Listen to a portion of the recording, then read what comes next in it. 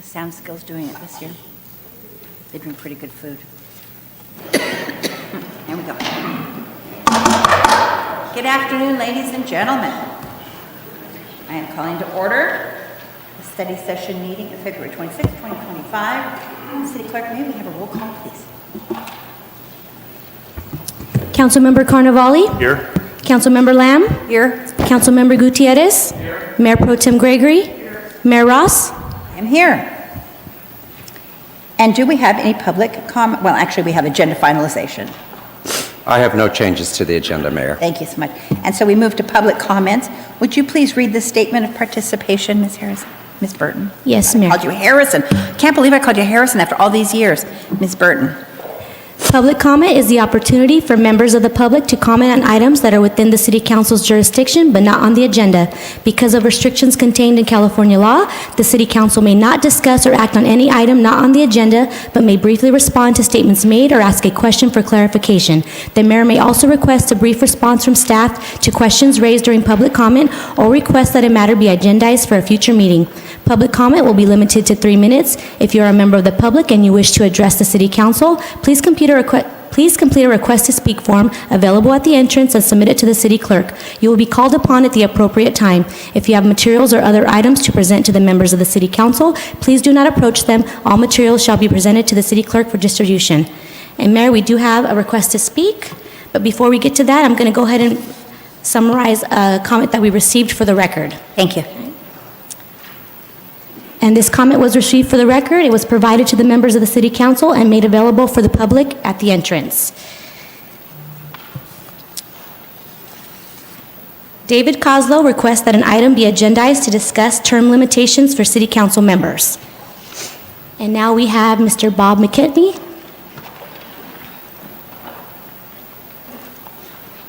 Good afternoon, Mr. McKechnie. How are you? Hey, everyone. I'm Bob McKechnie, and I'm glad to be here. We, as you know, we're an international city of peace, one of 335, and we're starting the 4th year of doing this pretty soon. And we've had a good time doing it, and one of my disappointments is that not enough people, not enough citizens know that we're an international city of peace. So I'm going to ask you to do something for me, and that is simply to tell everyone, your constituents, your family, your friends, and everyone, if you would do that for us, that we're a designated international city of peace, and there are large cities and tiny cities and a big array from all over the world. Please tell people. So Pass the word. That seems doable. Thank you, Bob. Thank you. So I gave you a sheet of paper. It says what we'll be doing this coming year. The things that I want to mention is September 21st is sort of our biggest event. We hope you'll all be able to attend. It's the United Nations International Peace Day, and we have an event every year. It's mostly based on art, guided by Karen Riley, and everyone knows her, and she does a really wonderful job, and then we'll have a speaker and so on. So I wanted to invite you and tell everyone about that too. And the second one is an event that is close to my heart. This will be the 4th time we've done this, and it's a gratitude event. It's at the Senior Center the day before Thanksgiving. And it's what we do is we get a group of people and we eat Thanksgiving pie early, the day before, and then we ask people to make some comments about what they're grateful for. And this is a really wonderful way to start a holiday. So last year, it was a little bit bigger than usual. And one of the stars of this city said the best thing in the whole thing. What she said, Nancy Ross, what you said stayed in my mind forever. She felt very grateful that she found Cathedral City as a place to live. And of course, part of that is because of the City Council. But if I would like you all to come and be thinking about your gratitude for finding Cathedral City.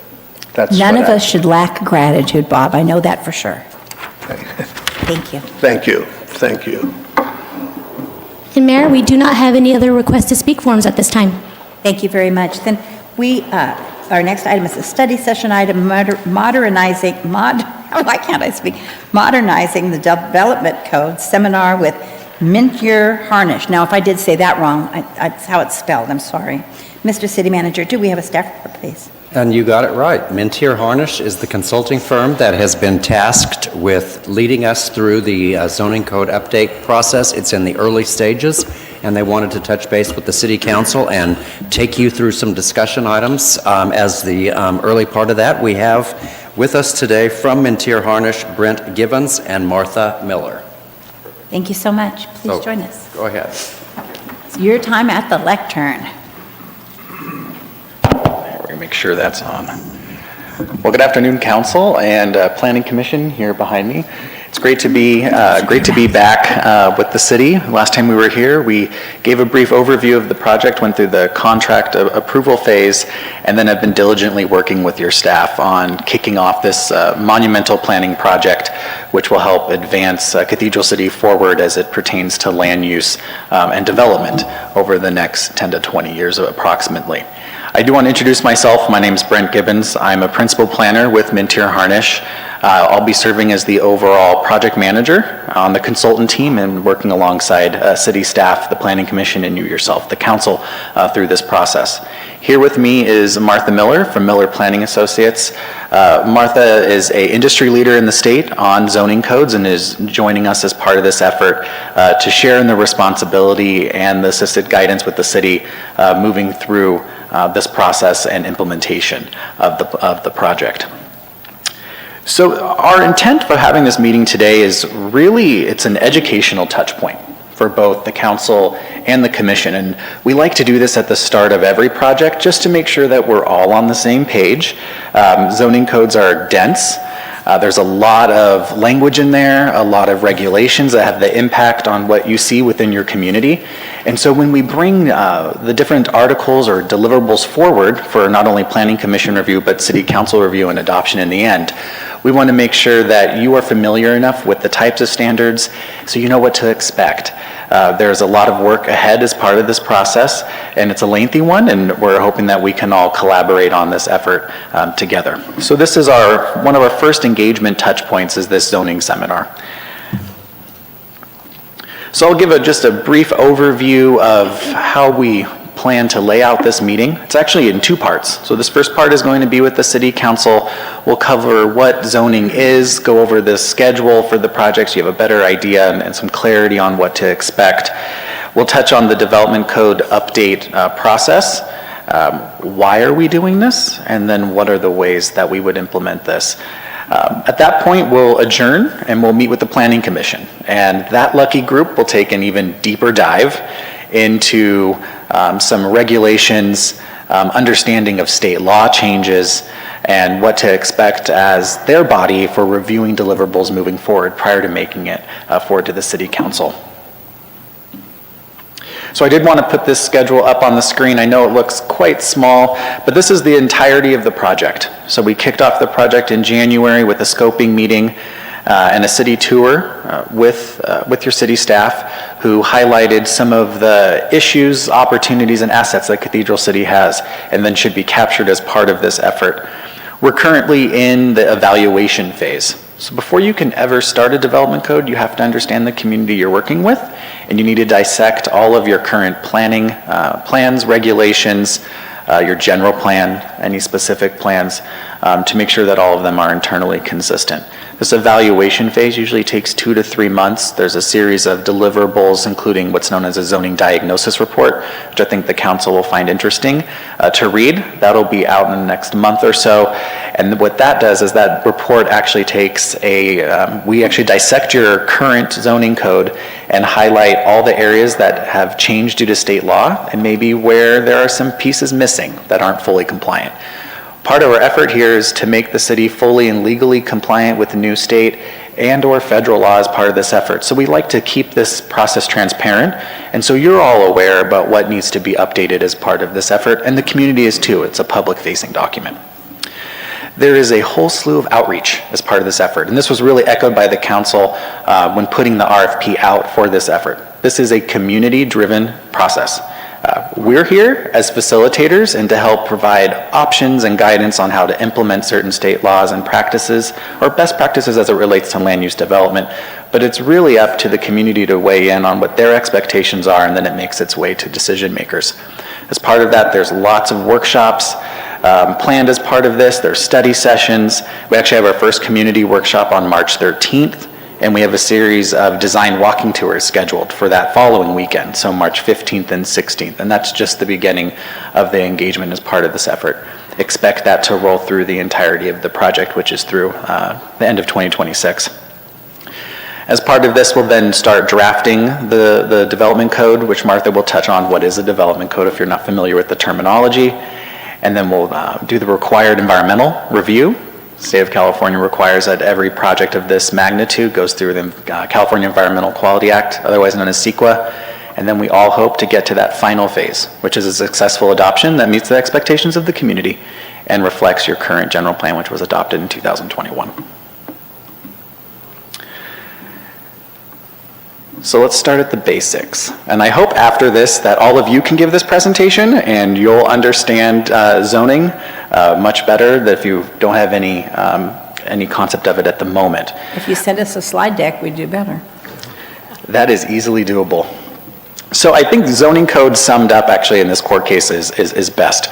And it's the separation of the municipality into districts and the regulation of buildings and structures according to their construction and the nature and extent of their use, and the nature and extent of the uses of the land. So we're talking about the regulatory environment and what is allowed, what's not allowed on property, and then how those standards affect what gets constructed. Affects the compatibility between uses. You want to try to reduce conflicts. So this pretty much sums up in a more technical term of what a zoning code is. It's an implementation arm. So it implements your general plan. I think the easier way to put it, think of it as a cookbook. It's like a recipe. There's lots of recipes within the cookbook that when put together, deliver your final product, your final meal. So the zoning code actually guides all development within the city, including project design, and that's also part of this effort, is to look at your citywide design guidelines, and then potentially objective standards and where we can work those in as well. The zoning code by the state of California is required to be consistent with your general plan. Everything has to be internally consistent. It's tiered off each other. This is important because, as I'd mentioned a few moments ago, your zoning code is the implementation arm. It's the teeth. So your general plan sets that policy. It's that vision. It's what the city went through when it was adopted in 2021. What does Cathedral City want to be over the next 20 to 30 years? Well, now you have a vision, but how do we actually implement that and get to an end result that lays that vision out? And this is where the zoning code comes in. And it also touches on the fact that this zoning code, yes, it focuses on land use development and regulation, but it's really a big economic development push as well, which was echoed by the council to be an important aspect of this project. It's to distinguish Cathedral City amongst its neighbors and to provide a more streamlined approval process for businesses, so it's more business friendly, and for development of quality products to come in, whether it is anything from residential, from single family to multifamily, commercial to industrial. So you can see that this zoning code has a greater impact than just saying what you can and cannot do on your property. There's larger implications as part of this effort. The zoning code is also a significant determinant of community form and character. So how the community is laid out, what structures look like, how site planning and orientation interacts with the street. Great example is the Civic Plaza here. How does that interact with 111? How does that interact between the different uses on site? The theater, the movie theater, restaurants, and City Hall. So as part of a zoning code, you can have development standards which start to dictate and facilitate how all of those different components, traditionally you think of them all in different ways, can interact and collaborate on a single site. And also a zoning code is evolving. And what I mean evolving is, over the years, zoning has changed. The mindset of development has changed. Typically, we've previously thought of having uses as separate, standalone. Residential's over here, industrial's over here, and commercial's on the other side of town. But now we're starting to see that those uses, as once thought were incompatible, can be compatible with the right standards and regulations in place to limit any conflict between those uses. So as part of this, we, as practitioners within this field, are looking at the evolving ways of zoning and how we can implement them as part of this process, and then provide the city with the best options and examples for you to make a final decision on what works best here. So the purpose of zoning, I have 5 pieces here on the screen. I've highlighted what I think are the most important words: shapes location, function, and appearance of all land uses within the community. Now, going around Cathedral City, different neighborhoods, different parts of the city, you can already start to see that. That's really driven by regulation and land use. And so this aims to improve it, capitalize on it, better it. The purpose of the zoning is also to establish expectations for future development projects. As I had mentioned, you're not Palm Springs, you're not Indio, you're not Rancho Mirage, you're Cathedral City. You have your own unique brand and own unique identity. And as part of that, we want to make sure that development projects that come in meet those expectations, and that the community is aware of those expectations coming in. Because with new state law and a lot of streamlining, some of the review traditionally done in the past by, let's say, for instance, the Planning Commission or a Design Review Committee is going out the door, mainly for streamlining purposes by the state. So you want to make sure that whatever regulations come forward, the community is on board with and comfortable with any change that may arise from a code update. Another purpose is to guard against land use conflicts. Make sure that the use next door to you is compatible. Compatible is different to different people, so we have to make sure that it's objective and there's no gray area. But as part of this, that's part of the analysis, is looking at and evaluating standards to make sure that uses are congruent. Protecting environmental resources. We want to make sure that we're not expanding beyond capacity and taking up vital open space, and preservation of other amenities and conservation is part of this effort, and zoning can help guide and facilitate that. And lastly, it serves to implement the 2021 general plan.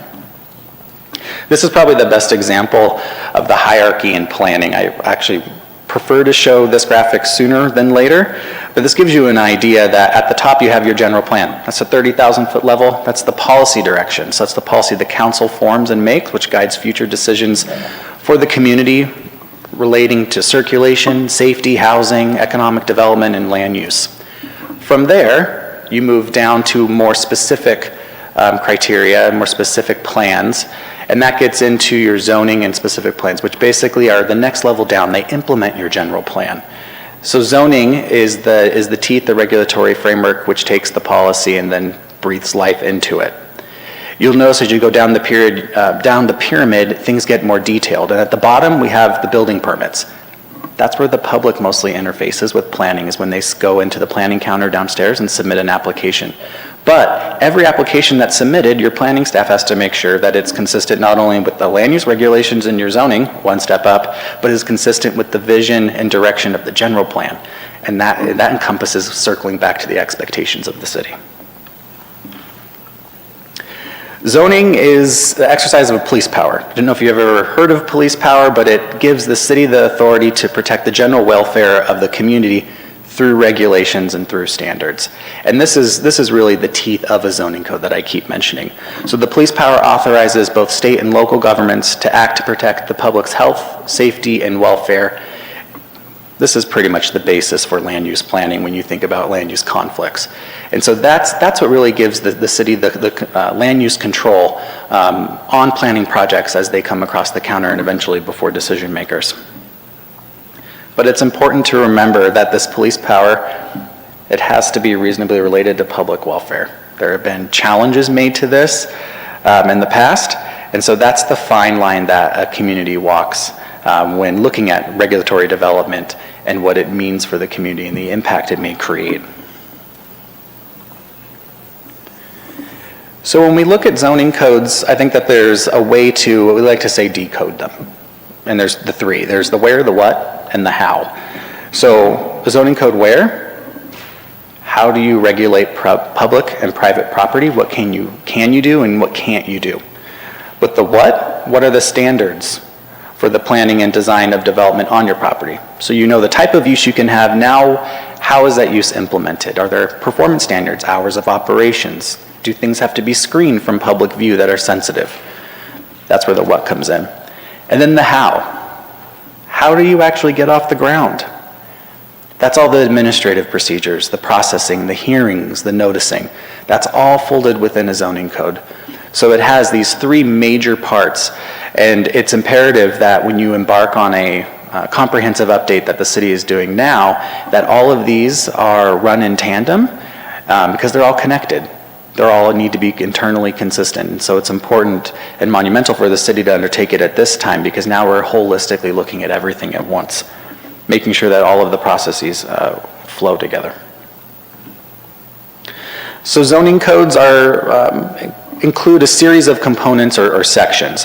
Now I'm just briefly going over these. When we meet with the Planning Commission, we'll go far deeper into each of these sections, but this just gives the council a brief overview of what's included. So typically we have something called zoning districts. So you've heard of your general plan land use designation for a parcel.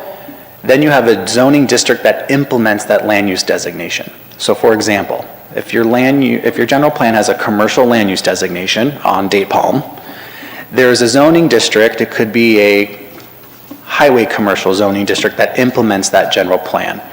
And as part of that, under each of those zoning districts, as in this section, we list all the allowable uses that are allowed within that zone district, the different permit requirements. So if you wanted to put in a bookstore, it may be permitted by right, or certain uses require more discretion, like a conditional use permit that would take further review not only by your city staff, but the Planning Commission, potentially council. As part of the zoning district provisions, we also include development standards here. How high can your building be? Where can your fence be? Can it be 3 feet in the front, 7 feet in the front? What are your setbacks? Those are all vitally important and really shape the community that's around you, shapes the building we're in today. Zoning codes also include use regulations. So these use regulations build upon the zoning districts and implement those further.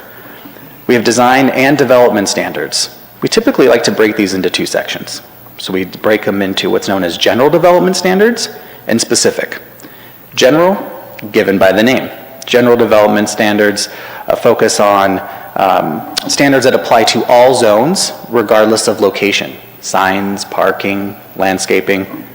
Every zone has to comply with that. How do you measure height? How do you measure site area? Those are your general standards. Then we have specific standards which are tied to specific uses. So there may be specific uses that require a specific set of standards in order to implement. A good example in some cities are food trucks. Food trucks is a use, but food trucks require their own set of development standards. Where can they go? What are hours of operation? Do they have to provide facilities through health and all sorts of other items? That's just a single example.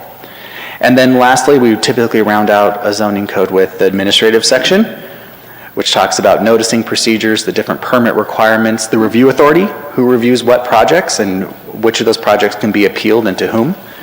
And then lastly, definitions is typically at the end. But it's important to note what zoning cannot do. There are certain items that zoning does not dictate. First, architectural style. So zoning does dictate some design standards as it relates to massing, articulation, site orientation, but zoning does not dictate whether a building is mid-century modern or whether a building is Victorian. The state is moving more toward objective standards, but not to that degree or that level. Zoning does not regulate the free market. So you'll see this in some communities. They'll have a great general plan and vision, but then COVID happens and the whole commercial environment changes. And what was envisioned for a corridor doesn't come through. Because zoning doesn't dictate the market and what happens, but it does dictate development if and when it comes in. So that's important to look at and to evaluate when creating development standards, just to make sure that there's a reality check component to it. And that's part of our task as part of this. And zoning does not establish land use policy. It's in your general plan. We're just implementing the land use policy that was already adopted back in 2021. So I'll take a pause there for a moment, and I'll ask if there's any questions on this front end piece by the council. I do have. Go ahead. Good afternoon. Yes. Now, when you took a drive around our city, did you take a drive also along the vacant land that the city is part of the city north of I-10, which is our concern? On the opposite side of 10? Correct. We did not take a drive over there. I personally have driven through that area on my own here, but it wasn't part of the city tour. Okay. Yeah, I was just wondering because that's a very important piece of the zoning update that we're trying to do, trying to get development in that area and see what can do to facilitate that. Are there specific concerns or expectations that you have for that area? Well, we want it developed, but we don't exactly know what, but I wish it can be something that promotes revenue to the city, not just a warehouse, but actually something else. And it's not just that we don't know what one thing, we don't, there's 100 things we think about, we just can't Right. narrow it, without understanding. And I think as part of that, first thing, we'll look at what the general plan's designated for that area and what the current underlying zoning is. And then also- that'll help, that'll help be the first set of driving toward it. And also see what the market also is looking for. Yeah, see if we need to change it or, that's just something to keep in mind. And I think that's a good point to touch on too, because, we're working as an arm of the planning staff. But so far, we've had the ability to meet with other department heads, including economic development, because really zoning touches all facets of all the different departments, public works, all of them. So as part of this, the other departments are going to be reviewing documents, providing some reality check and feedback on specific uses that maybe the city's seen that aren't properly regulated, or ones you'd like to see that you don't regulate now. And that's part of this effort too, that have a better economic base. Yeah. Another concern that I have is that as you enter into Cathedral City on Daypalm off of I-10, on the west side of Daypalm, all the way from Bisachino to 30th, there's a long list of vacant lots in that area. We have a lot of regulations on those lots that we might need to take a look at because it's very difficult to develop due to some other regulations that we do have. So if we can also take a look at it to see what can we do to facilitate and develop those areas to make it a little bit easier for people to develop, and also for the city to make sure that it's something that the city can work with as well, that is safe and is good for our city and also the property owners. Understood, thank you. Councilmembers? Thank you so much for this. And Councilman Gutierrez really summarized it, but of course I have to say something too. And that is, are there properties, vacant land that have been here? I've been here for 43 years, so it's just been vacant. So is there an opportunity? Is it obsolete? And there's an opportunity to look at it with fresh eyes and see what can be done. So he kind of clarified that, but that was really one of my main purposes in pursuing.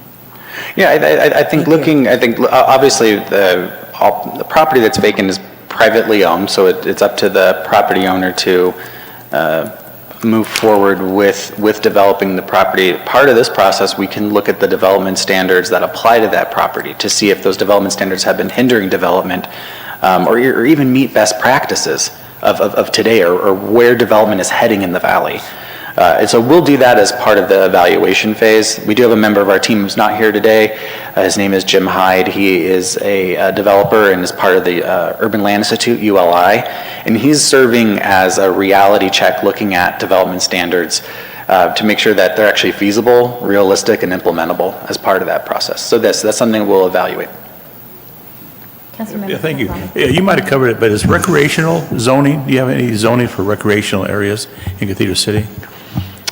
If, any zoning that you have now, we would evaluate. Are you talking about more recreational uses? Yeah, like what Councilman Gutierrez brought up, the north side of the city is beautiful recreational. You get ballparks in there, football stadiums, like Acashire or something like that. So maybe outdoor recreational, or share it with clean air industry with residential, because it's a large piece of property. So. Correct. So, I mean, as part of this update, we do evaluate different types of uses, recreational uses, outdoor, indoor, passive, active. Those are all terms I know I'm throwing out here. Those are all evaluated as part of this. Typically, if you have a larger development that includes a recreation or amenity space, it's part of plan unit development or a PD or a larger specific plan, which the zoning code will cover the facets of that as well. But yes, we can take that into account. Okay, thank you. Welcome. Councilmember Gutierrez has a follow-up. One more question. Yes. Now, out in this area, the entire Coachella Valley, we do have a lot of tribal land. Are you also going to be looking at tribal land, and what can we do if we do, because we have no control over it? So what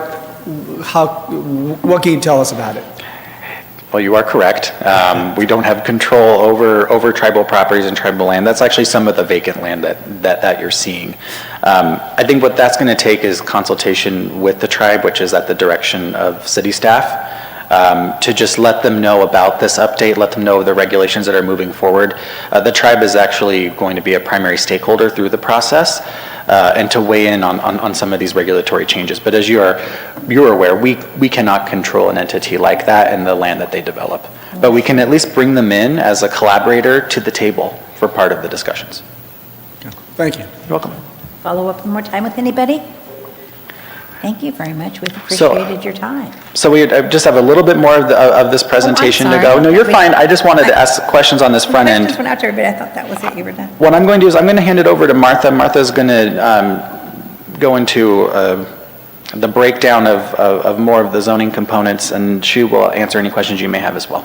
Thank you. Gosh, Martha, I'm sorry. I didn't mean to cut you out. Oh, that's okay. And I love zoning, so bring it on.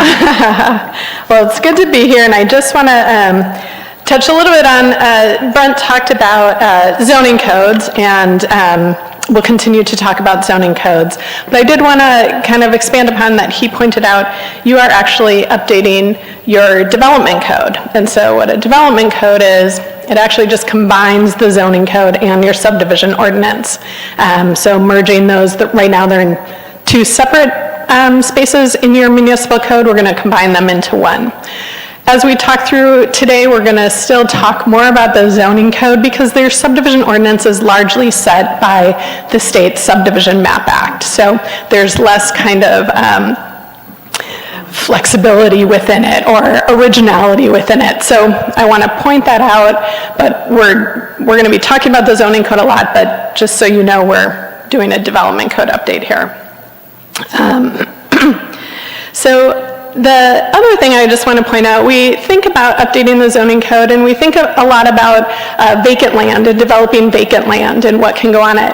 It's also important to know that the zoning code affects things that are already there. And that affects people on a daily basis, whether they want to build something new, want to do a new use, want to just expand, want to replace a fence. So we think about that as we write this in, as we update it, that the users of the zoning code are really kind of broad. Anyone from city staff to somebody who might only come into contact with the zoning code once in their lives, to others who make a profession out of it, such as Brent and I. So, how do we know when to update the zoning code? And I think it's really great that Cathedral City is doing this. It's long overdue for a lot of municipalities and a lot of cities throughout California and throughout the country. But some of the things that we run into, and I think some of your staff or some of your constituents may relate to some of these, but sometimes our zoning codes get so old that you can't read the text for all the times that we're writing and then putting post-it notes, all these interpretations of what the zoning code says and what the zoning code actually means or what we've interpreted it to mean. Another reason is no two staff at the counter give the same answer to the same question. And we refer this as to shopping for answers. And as we go through the zoning code update, we want to make sure that we're writing things with consistency, that there's clarity, so that anybody who's looking at the code really comes to the same conclusion as far as what the requirements are. Oftentimes we find with old code, the procedures are too complicated, too time-consuming. Someone wants to do something that is in line with this vision of the city that the community supports, but why does it take this amount of time? We want to make sure that the level of review and the time for that review really matches the complexity of the project. And if these aren't in alignment, that's time to update the zoning code. If every amendment since adoption's at the back of the book, there's a real clear organizational or flow through the code, and then suddenly there's something like microbreweries, a new ordinance for that stuck on at the end, and then maybe that's followed by tree preservation. So you can see that these things kind of just got stuck on the end, and unless somebody knew to look there for it, they won't find it. So we want to make sure as we update the code, it's intuitive, that people know where to look to find the answers. Ordinance still lists Turkish baths as an allowed use. This is just an example. Sometimes we go into codes and we find some really obsolete uses in there. I know I've come across coffin manufacturing as a separately defined land use in there. But then we also have other uses that are common now that aren't really clearly regulated in your code. Pet daycare, for example. So we want to make sure that in the modernization of your code, we're recognizing and we're accounting for contemporary land uses. Critical standards are hidden or in obscure sections or in the definitions.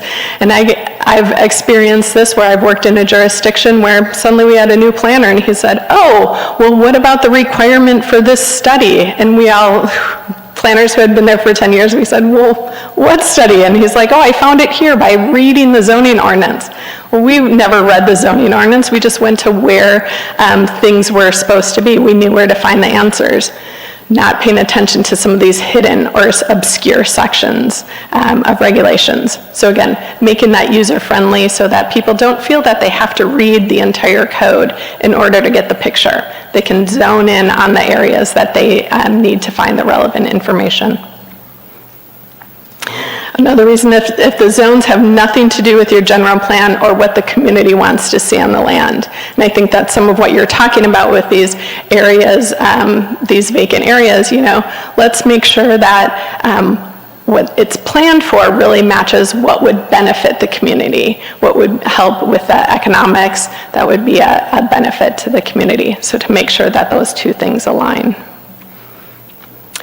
That the development standards don't work, so everything starts to be processed with a special approval, whether that be a variance or a planned development. And you really start to get, a city of a patchwork of things where everything has its own rules and regulations, and something across the street that maybe looks the same and in any other environment kind of seems the same, but they actually have different rules because they went through some specific, some special approvals that really gave them some flexibility. And it was because those underlying citywide development standards didn't work. The ordinance is neither flexible nor certain. So on the one hand, you don't know exactly what you're supposed to do by reading all of it, but the thing you want to do, you can't do. You can't make that work. So there's this weird thing where ordinance, they're neither certain in what the requirements are, but they're also not flexible in order to allow the development that the city wants to see happen. So we want to make sure that the ordinance is clear, that it's concise in what the expectations are, but there's also a room and there's mechanism for the city to be able to consider alternative design solutions or alternative uses, if that makes sense. And then a clear indication that your zoning code is updated is that everything is non-conforming, that nothing really seems to fit what the city's requirements are, and they don't fit with what the vision is for the community. So these are all some of the kind of common problems or common reasons we run into, which kind of necessitates a zoning update. But overall, one thing that, in addition to all these, kind of the number one thing is when you've updated your general plan. And I know you've done this just a couple years ago in 2021, and the zoning code hasn't been comprehensively updated since then. So that's going to be a real opportunity to look at what the community said as far as what the vision is and what the policy direction is, and making sure that as development comes forward, we're implementing that and you're seeing the fruition. And I'll jump into the process, unless there's any quick questions on that, we'll jump. You're not catching me on that this time. You're all going to wait. Here we go, all right. We're going to talk about the process. And I'm going to actually couch the zoning update process in the planning process, because typically most people go through a planning process more often. That's what we're more familiar with. We tend to do plans more than we do zoning updates. So the general planning process is you come up, first your vision, okay, what it is that we want to achieve. And then it's the background studies, okay, where are we and what do we need to do then to get to that vision? And that's the alternative. So we look at different ways. Okay, here's where we are, here's what we want to be, where we want to be, what are the different ways of getting there? Then we decide on the preferred way of doing that, the preferred plan, and then that moves into the final plan. And all the way around, we're doing community outreach. And this is probably kind of a high-level process of what you did with the general plan when you went through that update. Well, the zoning update is just, we're going to go through that same process, but we're going to kind of change a couple of the words. And we're going to first start, I'll go into more detail in a second, but we're going to first start with identifying the objectives of the zoning update. Then we're going to go through a diagnosis of your current code. Brent touched on those. Then we're going to start drafting the updated regulations and get input on that, get reactions, get comments, put those all together into a complete draft code, look at it again, and then go through the final code and formal adoption process. And along the way, there's community outreach. So here's the overall process, and just going into a little more detail. First, we look at the objectives, and of course, the overall objective we said a lot is to implement your general plan, make it easier to use and understand, make it consistent with state and federal law. Beyond that, we look at what else are we looking at through this? Are we doing a reorganization where maybe the contents are okay, but it's just disorganized and we just need a better organization? Are there targeted updates? Is the majority okay except for parking? And we want to target those updates. You might do a little bit of both of those at the same time, reorganization as well as some focusing on some areas. And then the kind of largest effort is the comprehensive update. And that's what we're really looking at Cathedral City, is we're looking at the organization as well as the individual regulations. There will be some things that are just carried forward because they're working and they will continue to work, but then we're going to get in and update what's not working. Really starts with the diagnosis, which is the phase that we're into now, is really looking at where are you, where is your code, and where do you want to be, and how can we start to bridge that gap between. There may be some areas where we look at policy direction. Well, your general plan says a vibrant downtown core. Okay, does that mean, what does that mean? Does that mean movie theaters, or does that mean just restaurants and shops kind of thing? So we work through refining some policy direction. We go through a lot of areas of information for this. So we look at, does staff have any technical fixes? These things they've been jotting down, like, oh, we need, this question came up and this was wrong in the code, we need to fix this. We look at your general plan implementation program. What was it that your general plan told us we need to do to implement it? New laws, case laws, users' perspective. We love talking to people who have used your zoning code to hear what's working, what's not working, and get their perspective.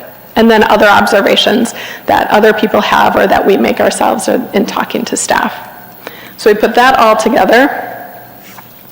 And that really starts forming the basis of how we approach the draft regulations. So we typically break these down into discrete, digestible chunks of related standards to facilitate review.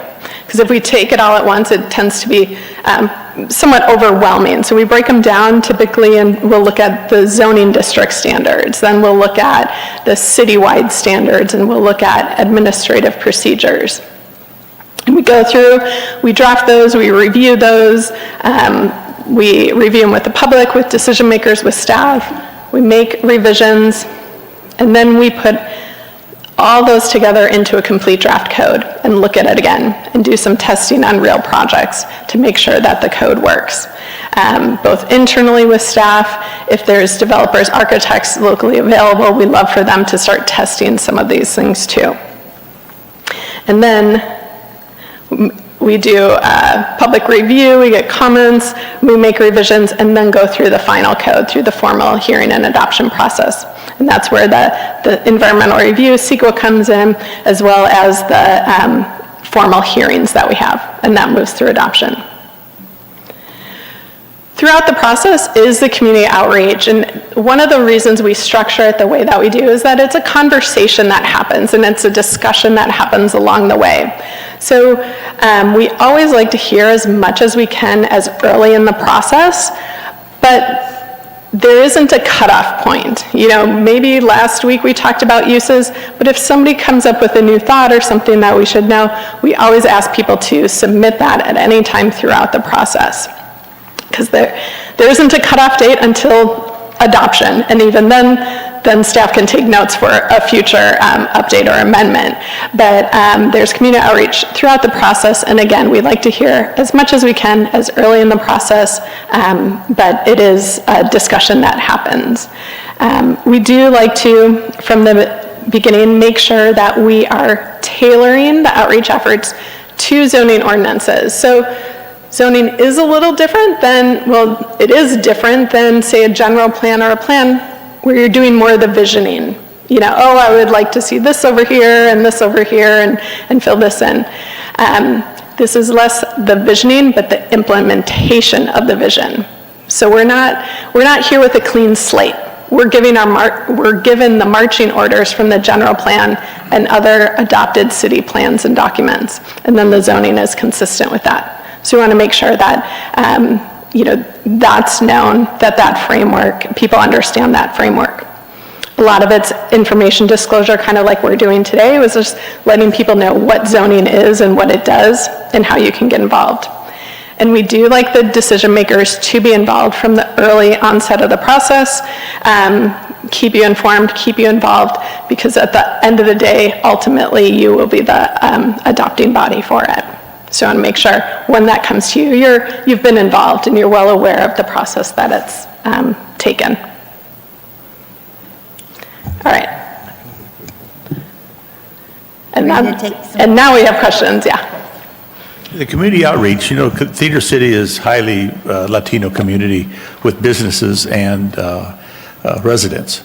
So how do you reach out to not only English-speaking residents as well as Spanish? Thank you. Yeah.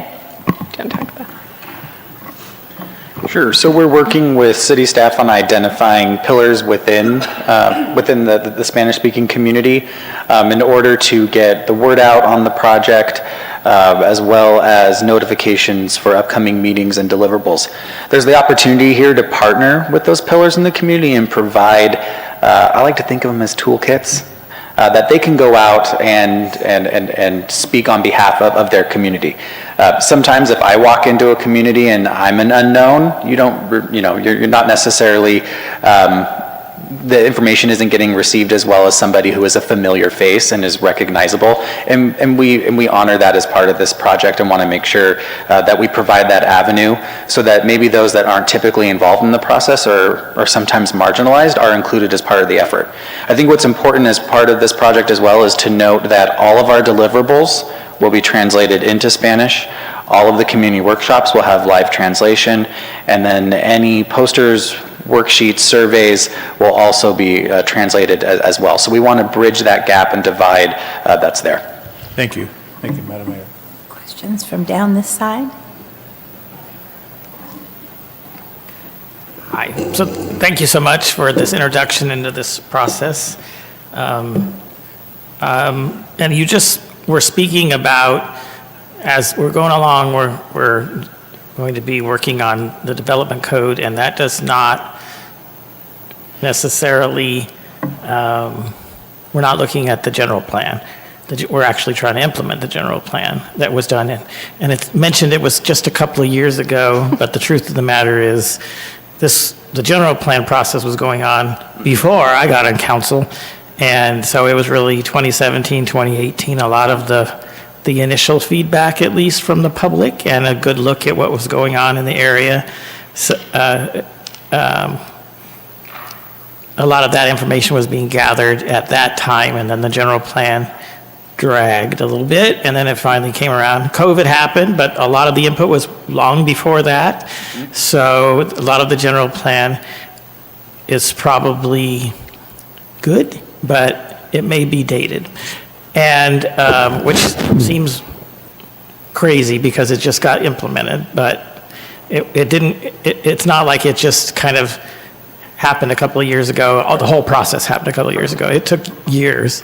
And a lot of the initial and the public outreach was early in that process. So as you go along here, you are probably going to get information from us, from staff, from developers, from the public, all that you're doing outreach to, and some of it's going to be speaking towards what should be in the general plan that may not be, or as it may need to be adjusted.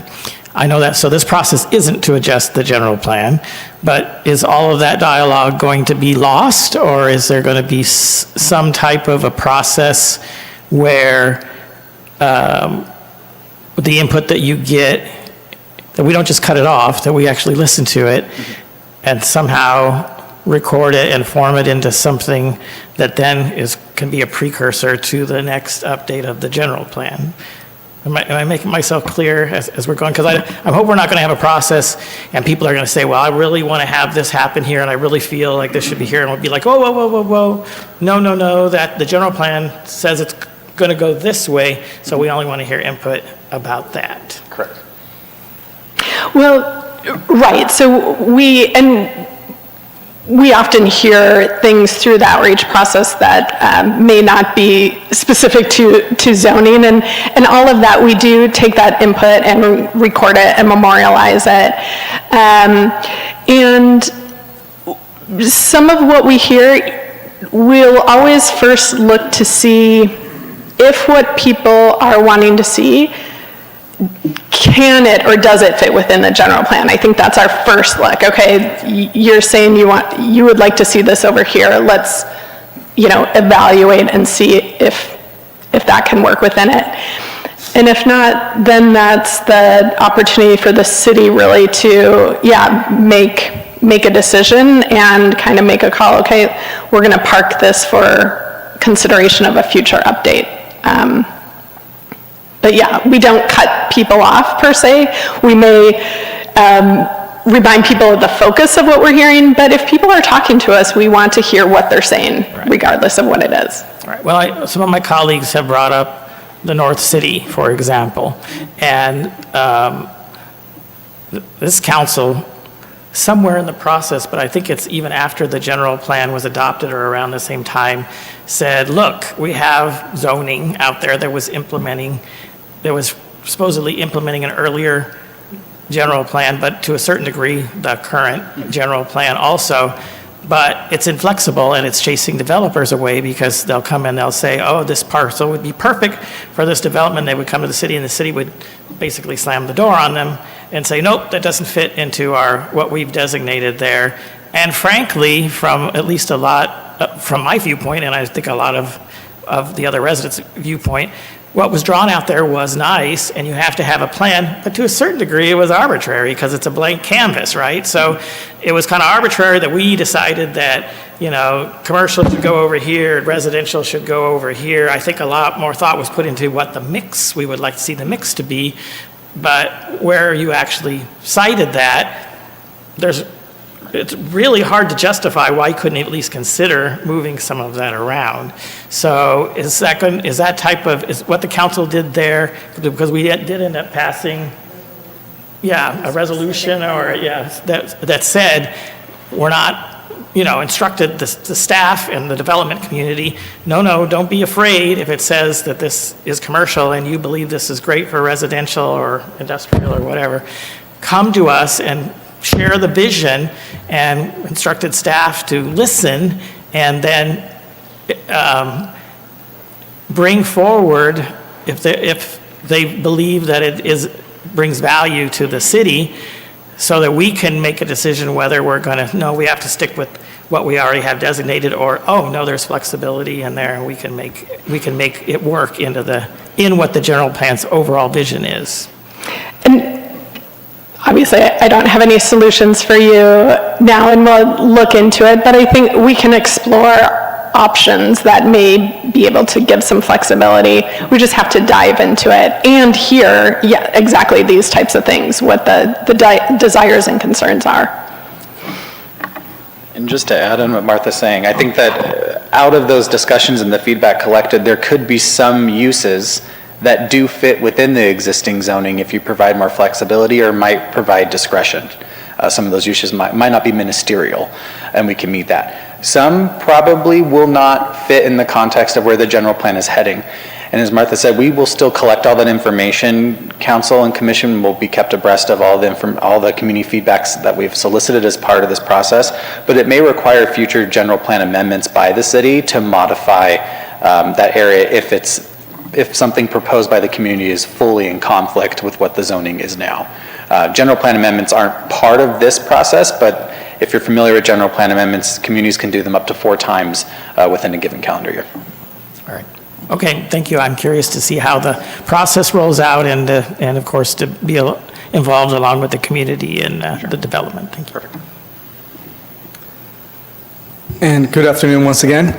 My question is, during the community outreach meetings that we're going to be having, now what are you going to do with the information received and the comments received from the public? How are you going to implement them? Are you going to utilize that information? Are you going to toss it out? What are you going to do with it?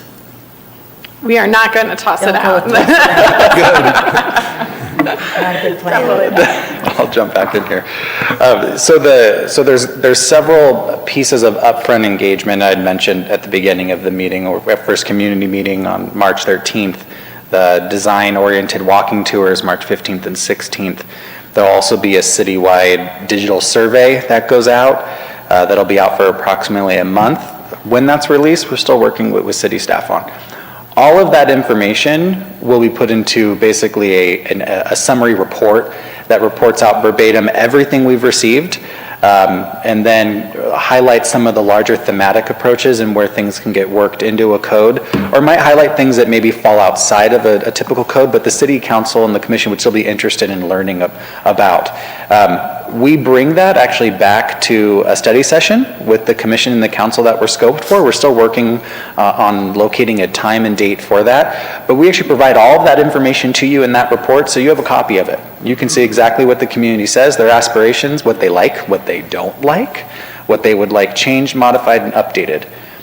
We use that as a guide for developing new regulations and new development standards, and we'll also weigh in with both you, the council, and the commission on some items in there that maybe you think should rise to the top of priorities to consider and evaluate as part of the update. So we ultimately take all of that feedback and use it as a guide for new regulation and development, ensuring it's still consistent with state and federal law. So it's used throughout the entire process, and there'll be touch points, study sessions with the commission throughout the process as well, where when new information comes in from the community, we'll provide that for future consideration. Thank you. I'm sure it goes without saying, but I'm going to hear it and then I'm going to know for sure. All of the things that you send out electronically will also be bilingual. Yes, so everything sent out will be bilingual. For example, even after our first workshop coming up in a little less than a month, all of the presentation boards that will be at that meeting will also be in English and Spanish in person, and they'll be posted on the city's landing page in English and Spanish as well. So if you are not able to attend, for full transparency, everything is available at your disposal to review.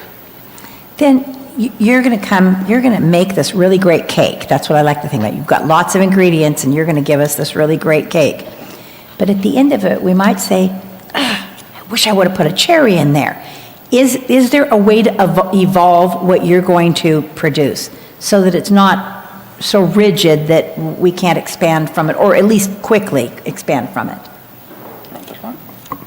Yeah, and that's actually an important piece that we put into the structuring of the zoning code, because we know it's a living document, right? So we structure it so that you can do amendments to it, and that you're not doing kind of that thing where you're just shoving everything kind of on the back. To the end, that's Yep. right, and you talked about Absolutely. shoving things to the end, Yep. absolutely. And what does what are the pillars of keeping involved to you? You said, we want everybody to stay involved. We're going to keep you all involved. What does that mean? I mean, you're going to do some community meetings. You're going to come see us. You're going to be working with staff pretty closely. How much time do you think you're going to put in on this project? We'll be working very closely with staff throughout the entire process. What we hope for engagement is for first people to kind of participate and tell us what they would like to see through it, and then look at and review the documents as they come out. That's why we structure it to be kind of that iterative process where it's not just, okay, we heard you, here it is, adopt it. It's, here we heard you, we think we heard you, we translated what we heard into the zoning regulations, did we get it right? Do you have any questions? And it's a discussion, and then we correct it, and then we hand it back. Okay, here it is all together now, please look at it again. Did we capture it? And so, timeline, just a gross timeline, what do you think? For the whole project? For the whole project, I think you had till 2026. Yeah, I think right now the project is scoped to last till the end of next year. Again, give and take, it depends on engagement, it depends on meeting requirements, which we're all familiar with here. So target is the end of 26. I also do want to mention that as part of being engaged as the council and the commission and the community, we also have two other advisory bodies. We have a steering committee, which the steering committee will review deliverables before they're public. They'll weigh in and advise on recommended changes that then make their way up for planning commission's approval and recommendation, and ultimately to the council. There's also a technical advisory group. The TAG is made up of department heads. So those are individuals who know all of the regulations and inner workings of the city, and we really rely on them to be their own form of a reality check before things go out. So there's a huge QA/QC process that's in collaboration with your staff, department heads, steering committee, the community, and then yourself and the commission. Who's on your steering committee? I don't mean Bruce and Barbara, who? The steering committee is a mix of individuals who are work with the community on a multitude of facets. Some of them are citizens. Some of them work for local organizations or advocacy groups. That steering committee list is still in flux. And we're coordinating with your planning staff on finalizing that. The steering committee will meet at major touch points of the project, primarily prior to the release of deliverables, such as the zoning districts or general standards or administrative standards. Great. And we're very lucky. We have some pretty solid city volunteers. But there's about a dozen or 15 of them, and I'd almost like to, don't take advantage of them, but maybe reach out for a new viewpoint as well. Okay, thank you. And then my last question is, so what happens in the middle if some wonderful project falls into our laps? And now we want to put it here, and you're in the middle of redeveloping, rezoning, reconfiguring. How's that going to work for us? How's that going to work for you? Well, until you have a new code updated, your existing code is in place, and the general plan's not changing. So you would really look at that project, you'd evaluate under what's in place, so your current code and your current general plan. You can kind of, depending on where we are in the process, you could say, oh, here's what we're anticipating through the code update, but until that code update is adopted, it's not in effect. But you're not totally rigid, and you wouldn't be, happy if something great fell on our doorstep that would impress I you? would always be happy if something great fell on your Me too, doorstep. me too. I'm always looking up. Is it today? Is it coming today? Right, yeah. All right, thank you. That's the end of my questions. Anybody else, council, back to council? Do we have any questions or comments from the public? Mayor, I did not receive any request to speak forms, but if you're a member of the public and you wish to comment on this item, please raise your hand. I see none, Mayor. Thank you so much. And thank you both very much. I'm going back because I'm terrible with names the first time. So it's Martha and Brent. Thank you so very much for your time today. We really appreciate it, and we'll grow from this. So it's great to meet the person who planted the seed. Thank you. Okay, our next item, albeit requiring glasses, is an AB 600 Development Fee Impact Fund. Mr. City Manager. Thank you, Mayor, members of the council. Kevin Biersack will present this item, and this aligns with some things that you've been working on for quite some time. We updated the Development Impact Fee Report about a year ago, and part of that collapsed the number of categories that we had in our development impact fees from, I think it was 14 down to 5. And under California law, you have to have commitments for those funds, or you'll have to refund them after time. So because of the collapse of the categories down to the smaller numbers, we have to look at the same thing in terms of what those funds are committed to, so that they fit in with these more generalized categories that have now been developed. And I think that the more generalized categories is good for you as decision makers because it gives you more flexibility as we move into the future, but it also makes sure that we didn't lose anything that was in the old list of commitments as they moved up into these new commitment lists. So Kevin has a report that shows mapping of what used to be there and where it ended up, and this is a discussion item for today. The actual commitment list will come back for formal action at a future meeting. Kevin. Did he try to steal your thunder? He did not steal, he did the presentation, so thank you very much. Do you all have any questions?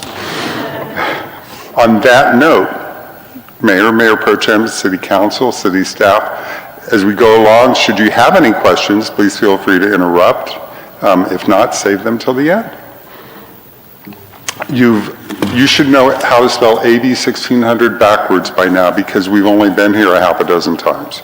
So as the city manager said, this is all about commitments today. The background, Prop 13, 1978, cities, agencies started charging fees for new development to fund public improvements and services. That's what became affectionately called a DIF, or a development impact fee. The bill that came about as a result with AB 1600 became effective after January 1st of 1989. We as a city started our reporting in 2006. So we're a little late to the table, but we are now doing it every year since. Background government codes are listed here. It's an annual review. Tied back to DIFs, they're defined as a monetary exaction other than a tax or a special assessment. What are they there for? For the purpose of defraying all or a portion of the cost of public facilities. And then highlighted in bold, and you've seen this every year, what the report looks like and the types of things that we capture in that annual reporting. These are the timeframes and the dates that we've been. Back in 21 and 22 is when we issued the RFP. The ClearSource Financial and Harrison Associates team are the folks that actually did our DIF study. First, we thought it was a bit broader with respect to the types of fees. They clarified and narrowed it down. So we got, not all, but we got most. We came to you in June of 2023 in a study session for review. And then back again in August based on the study session, and tied to that with respect to Life in the Universe, we went and coordinated with the appropriate agencies like the gas company, Edison, BIA, DVBA, received feedback, answered their questions. You all approved it in September of 2023, and the rates became effective January 1st of 2024. So that's the history. As the city manager said, we were able to do some consolidation, so we were able to narrow it down. So we now have 5 broad fees and categories, and those are parks, transportation, general government facilities, fire facilities, and police facilities. Separately, there are 3 existing ones: transit development, art and public places, master underground. Tied to those, the rest of this presentation is basically going to focus on 7 of them because we don't have any exact commitments for art and public places today. We will in the future, and whenever something comes to you, the governing body, for approval, it gets added to this list. So what we're doing here is we're taking the old list and we're going to clean it up for what the new list will be as a starting point for this fiscal year. So this is the old list, and we have colors for you, just so that you're aware. Basically, what we have is that in 2024, that's the DIF study, so any of those items are the broad categories that were introduced to you all with the final approval in September of 2023 that became effective January 1st of 2024. The items in blue are previous items that are unchanged. The items in green are items that are ongoing, that we actually have activity on. The items, so this is kind of like the before picture, and then later you're going to see an after picture. The items in purple are those that are deleted or absorbed, and they kind of move up to the yellow. So this is what this looked like overall, other than the blue, what you approved for this last fiscal year. So let's take them fund by fund. And the colored legend still goes along with respect to transit development is kind of generic, it's for bus turnouts. The master underground plan, an example of something like that was what you've seen before you and heard about with respect to East Palm Canyon at the western city limits. So utility undergrounding. Ooh, did I go too quick? I think I hit something too quick. Previous slide, let me make sure. Park Facilities Fund, yes. So Parks Facilities Fund, the overall amount is an exorbitant amount, 191 million. When you see monies like this or numbers like this, think of the full build out of the city, because that's what happened when you all approved back in September of 2023. What the ClearSource Harrison Associates team did was they looked at a full build out of our city and what would our needs be. So the items down below in purple, those are items that get absorbed up into the yellow. We do have an item that was an outstanding commitment from a previous council, governing body, with respect to there's 8 parcels over here in the Cove, and that was identified at one point in time as a potential park. Sometimes people have talked about it as a dog park. I think that's kind of gone by the wayside because we now have our initiative down the street with respect to the downtown dog park that is under design currently. So these are the items listed from a park standpoint. Transportation, once again, those big numbers at the top highlighted in yellow that are full build-out numbers. The overall traffic symbols in the citywide Cove Trails Cove area for like a multimodal path, those are items that are out there with respect to that were previously identified. Down below, ongoing, we have a couple of initiatives that are ongoing with respect to those that are highlighted in green. General government facilities. Once again, a city hall expansion, a library expansion are a couple of examples with respect to at full build out. Something that was a previous item that had previously been identified, and you're going to see this theme in a couple of subsequent slides, is a vehicle storage facility. And maybe a vehicle storage facility, one of the things that when we collaborated and coordinated on this list of items as your city staff and department heads in reviewing this, we tied back to, well, maybe there would be the potential of having a vehicle storage facility up in the North City that could be shared with a public safety facility that would be for police and for fire. So maybe a 3-purpose facility all in one on some of that wonderful land up north of the 10.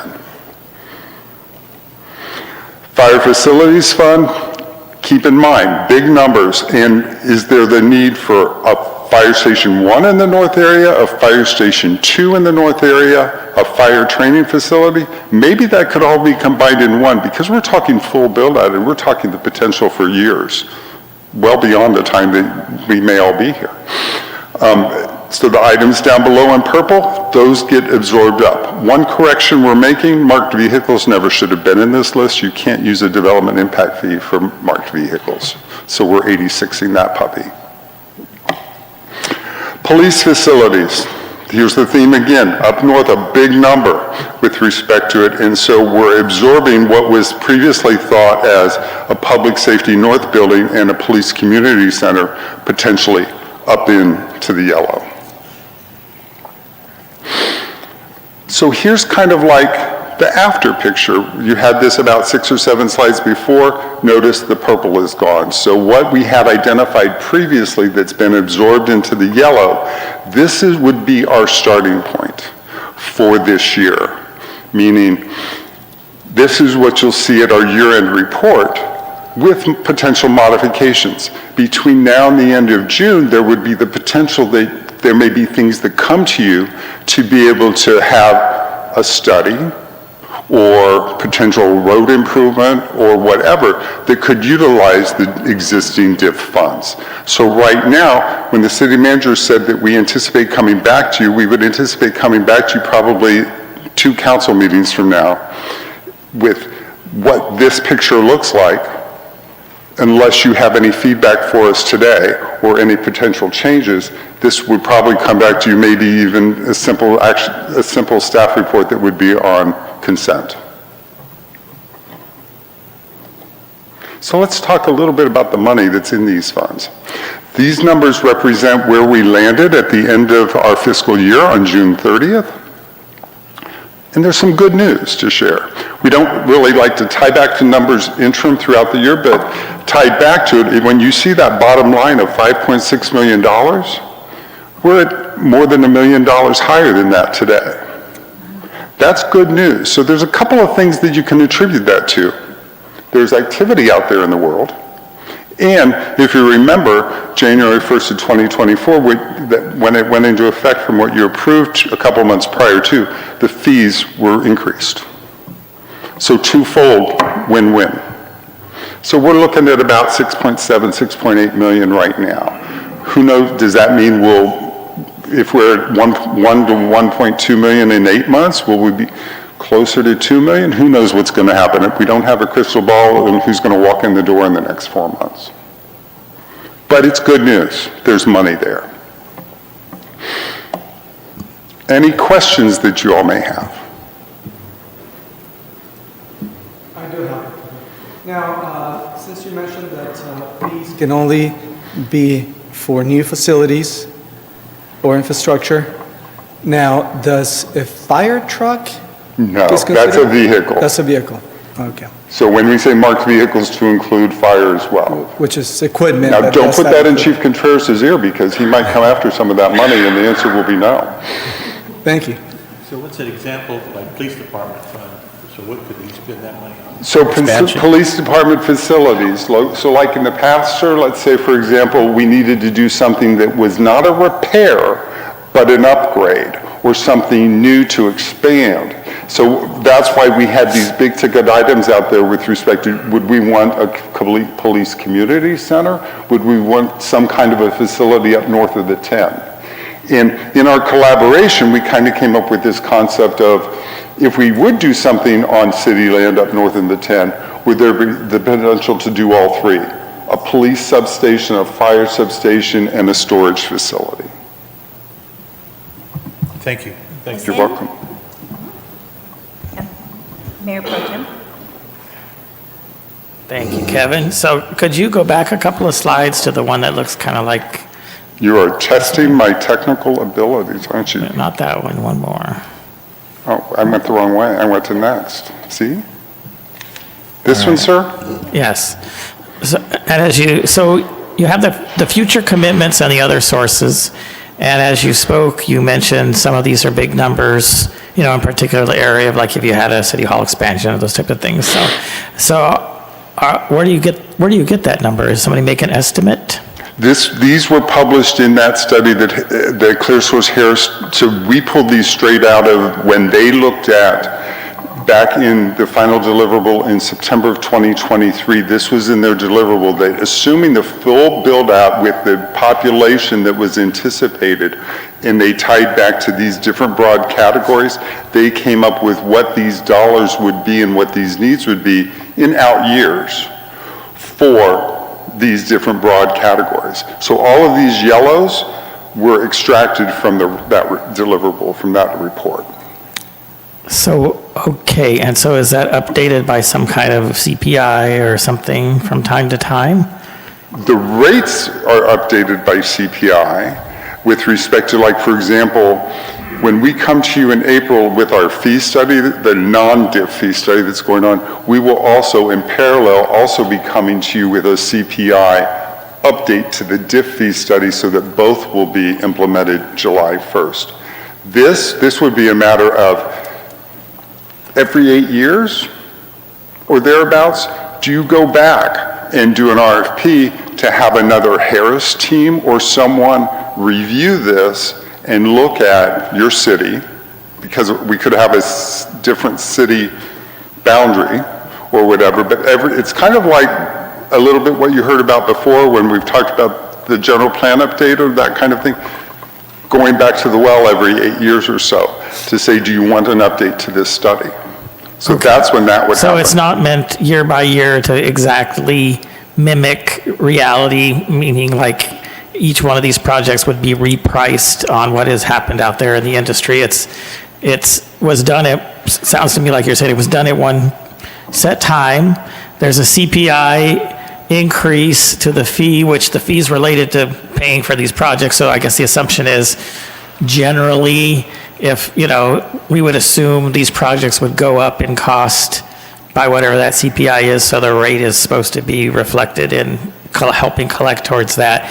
But at some point, recognizing that not every item is going to, I would say go up or down, but they always go up at the same rate that you're saying periodically you would have like an overall comprehensive look, or hire somebody to do that, and then would come back with perhaps radically even, correct. And depending on what happens over this 8-year period or whatever, is there going to be a market correction, just like there was in 07 through 09? Will there be something that happened that maybe that growth in costs that we've been experiencing? And here's a good example. What we found with the CPI for the fee study that we're currently working on, and over these past few weeks, I think we tied back in the weekly report last week, 9 different sessions we had that last week with respect to the non-DIF fee study update.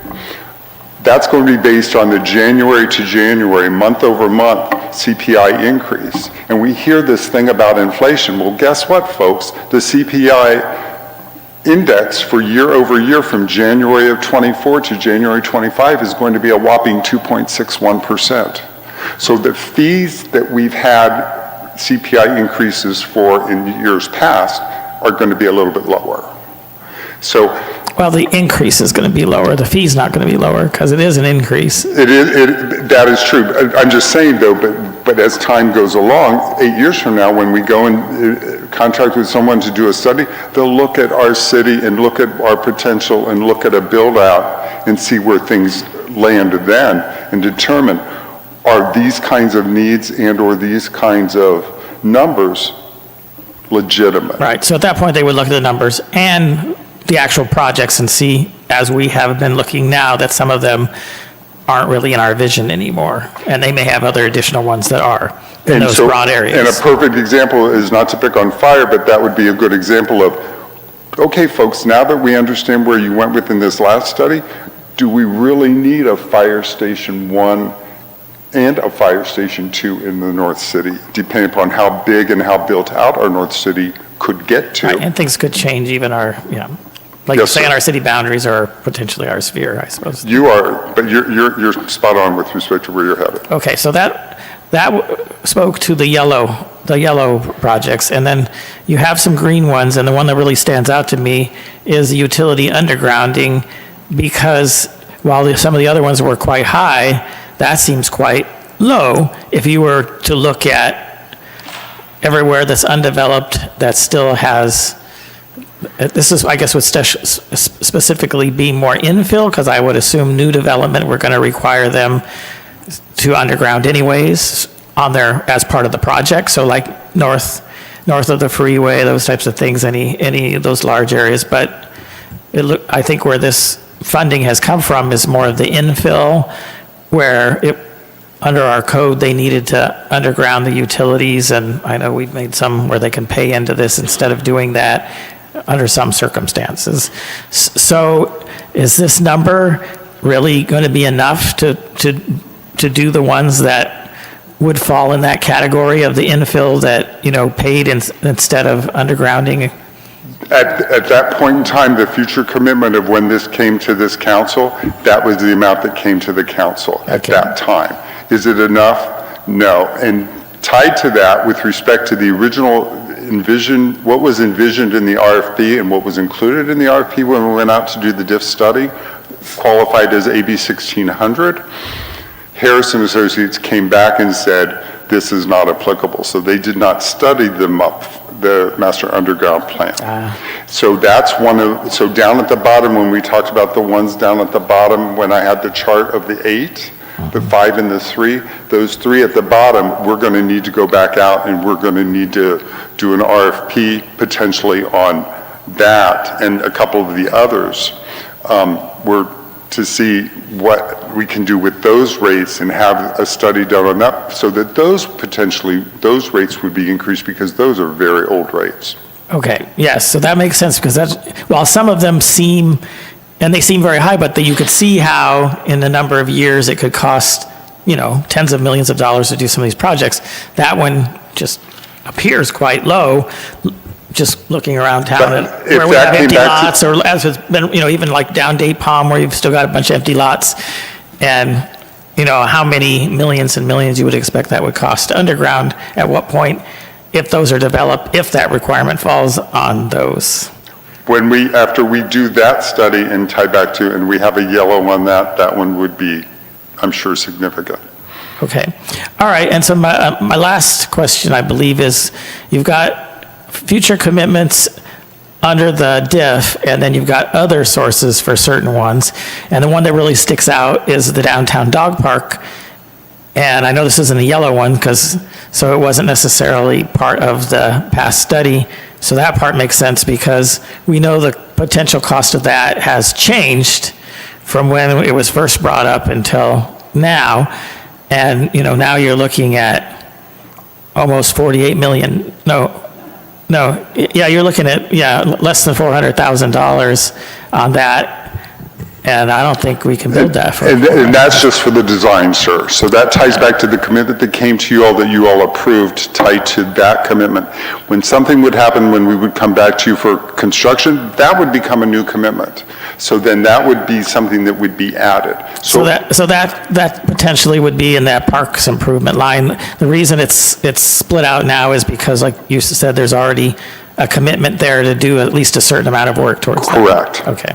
Yes, we have to separately identify those commitments, because if we would then, once we make that commitment and we would renege on that, we would have the potential, would we have to give that money back because we have already pulled that in. So we're followed through with those commitments. Okay. All right. I think I understand. Thank you so much. Thank you, Mayor.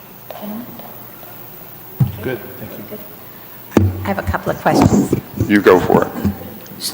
Oh, I'm sorry. Please, no, please. Actually, this is just a general query, and I don't know that it's even to you or for you.